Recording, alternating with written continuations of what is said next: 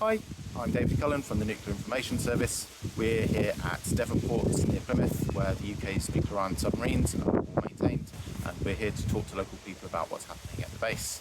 What you're about to hear is a recording of my talk. I hope you enjoy it. Welcome everybody, and thanks for coming.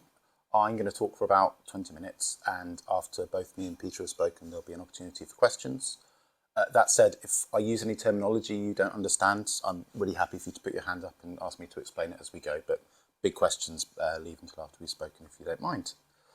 I think Trisha's given a really great overview of Nuclear Information Service, so I won't say anything more about that, other than that, as she mentioned, we're based in Reading, so what you're going to hear is very much the view of an external observer, as all of you are based close to Devonport.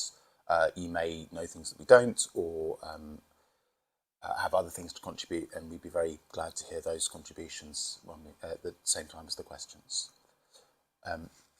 So just a quick overview of what I'll be talking about. First, a little bit of background about the site and about Babcock, and then I'll talk through some of the key facilities at the site. That will be the main part of the talk. I should flag up now, we're talking specifically about the nuclear licence site where they work on nuclear submarines, not about the work at the site on surface ships or about the naval base, although they're all on the same site. Then after that, I will speak a bit about the history and progress, or lack thereof, on submarine dismantling at the site.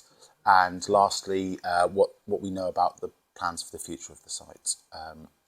So this talk is based largely on this briefing, copies of which are available. I know some of you have got them already. If you know somebody who would like one, please do. That we have extra copies, so please do feel free to take them away if you do know somebody who would like to read it. And now to the talk. So again, some of this part might be familiar to some of you, but please bear with me. I imagine not everybody will know all of this. Devonport is the second oldest of the UK's historical dockyards. It dates back to the 1690s. The initial footprint of the site is what's now called the South Yard, and then the main part of the site now is the North Yard, which was built in the mid-19th century when they started using steamships in the Navy. It was then extended between 1895 and 1907 to accommodate much larger vessels and used land that was reclaimed from the water. And the nuclear licence site more or less corresponds to the part of that last extension that was made. Historically, the site serviced and built surface warships right back to the age of sail, although we believe about 7 submarines were built there in World War I. When the UK first started operating nuclear submarines, Devonport wasn't expected to be a site that worked on them. It was actually ruled out in 1964 by the government, specifically because of the proximity to residential areas. 5 years later, by 1969, it had been reinstated as one of the sites working on nuclear submarines.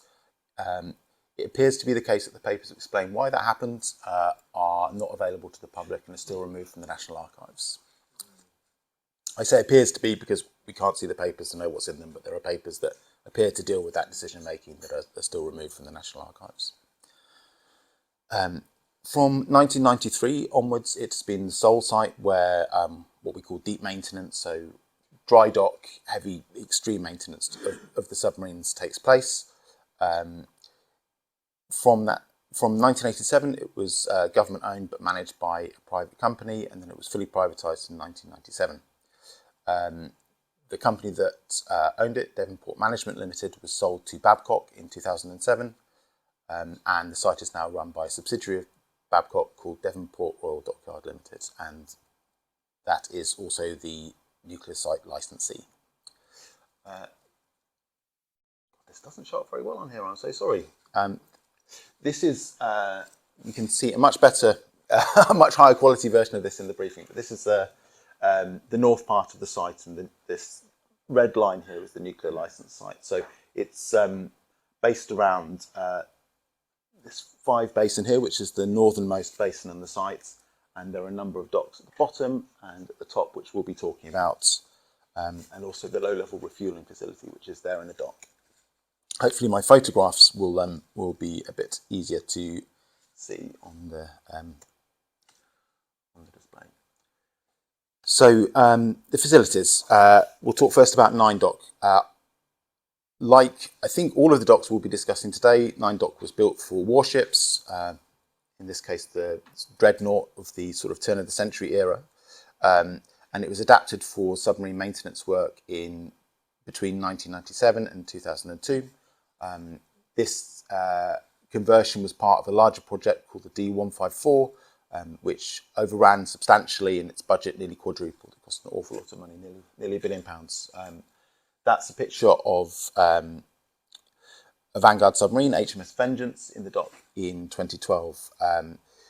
The dock has a hollow concrete caisson. I believe on Peter's slide there's actually a really nice overhead view where you'll be able to see it a bit better. So it's a hollow structure that's floated into place to seal the dock off, and they fill it with water and it seals it off. Then they pump all of the water out of the dock and the submarine sits on a cradle where they can work on it. In the past, it's been used for removing fuel and refueling the submarines. The fuel is high-level waste, and so it's got quite a high temperature as well as being highly radioactive, and therefore it needs to be cooled to remain safe. So there are cooling services on the dock side, on the side of the dock to keep the reactor cool when the submarine's in dock. A structure which you can see a little bit at the back called the reactor access house is how they get to the submarine reactor. It's a rail mounted structure, so it spans the dock, it's on rails on either side, and it sort of comes across and lowers down onto the hull of the submarine. And they actually cut the submarine hull to access the reactor. And the reason that they use this reactor access house system is to try and minimise the lift of the fuel. So previously, we'll talk a bit more about this in the past, they used a crane to lift it up, and that was deemed less safe. So they try and minimise the height that they're lifting it to, and they don't use cranes. The cores that are now being put into the submarines are not intended to be removed and refueled. They're intended to last the whole life of the submarine. So the dock's future is likely to be used to remove the fuel from the Vanguard submarines, which are the current nuclear-armed submarine fleets, when they come out of service. It's being refurbished at present, or it might just have finished a refurbishment project. It's due to finish this year sometime. And last we know, which was several months ago now, HMS Victorious, one of the Vanguard submarines, was waiting to go into the dry dock to be maintained. The low-level refuelling facility, if you look at this picture here, you can see that square building that's built out into the basin. So when the fuel comes out of the submarines, it goes there. So inside that building there are sort of cooling ponds, and there's rail side tracks, so they take it on little trains around to the low-level refuelling facility. I should point out the name of the facility. It's low-level because, as I've just mentioned with the reactor access house, they try and minimise the heights at which the fuel moves. It doesn't refer to the radioactivity of the waste. It's as I've already mentioned, high-level waste. Okay, moving on to 14 and 15 dock. These are two parallel docks in the north of the Five Basin. They're a bit shorter than 9 dock, about 125 metres long. These were adapted for submarine maintenance and refuelling in the second half of the 1970s. Originally, as part of the D154 project, they planned to build reactor access houses on both of those two docks. Due to that project overrunning so badly, they deferred their plans and then decided just to build one on 14 dock, which went in about 2016. In between them is a building called the Submarine Refit Complex. You can see the building there. Those of you who've been living in the area for a while might remember that it was characterised by this huge crane that was above it. That was deemed unsafe for reasons I've just discussed, and all of the refuelling operations in the complex were deemed unsafe in 2004 by the regulator, the Office for Nuclear Regulation. And the crane was part of the reason, but other aspects of the facility were also deemed unsafe. There hasn't been any defuelling of submarines at these docks since then. Since 2007, the government has been planning to upgrade these docks. Last we heard, the work was due to finish this year. Some of this work was planned as part of the D154, so it's about 22 years late at present. As these docks are shorter, they'll be used for servicing attack submarines. So these are submarines that are nuclear powered but not nuclear armed. Let's move on. Oh, there we go. Yeah, the 15 dock will be used to service the in-service submarines, and we expect the 14 dock will be used to defuel the ones that are coming out of service because it's got the reactor access house. Moving on to 10 dock. I don't have a picture of that, sadly. Again, I think Peter does have one in his slideshow, so look out for that. It's another larger dock on the southern end of Five Basin.